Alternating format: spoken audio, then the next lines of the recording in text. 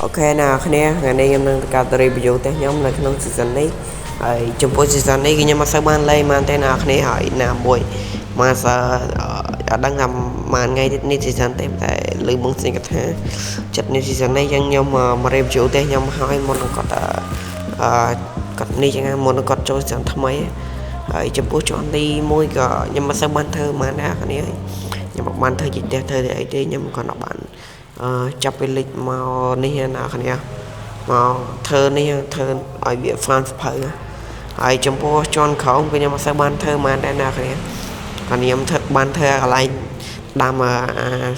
Ninaber ឯនឹងកន្លែងដាក់ឆេះតិចតួចចឹងណាគ្នាហើយចំពោះជាន់លើបន្ទាប់ក៏សូវបានធ្វើបានដែរណាគ្នានិយាយទៅ season នេះនិយាយរួមមកទៅគឺអត់សូវបានលេងអត់សូវបានធ្វើបានដែរណាគ្នាបណ្ដោតលើការលុកខីដូណាគ្នាចឹងអត់សូវបានបៀតទេហើយនេះខ្ញុំ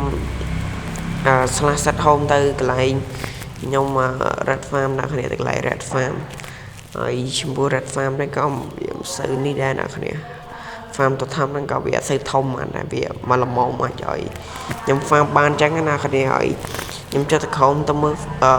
ថតពីលើណាគ្នាមើលភូមិខ្ញុំមើលពីលើចឹងថាភូមិខ្ញុំមានគេមកនៅ4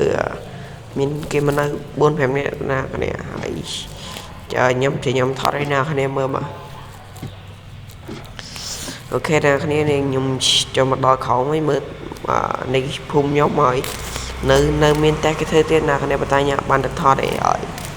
បាយបាយណាគ្នាជួបខ្ញុំនៅវីដេអូ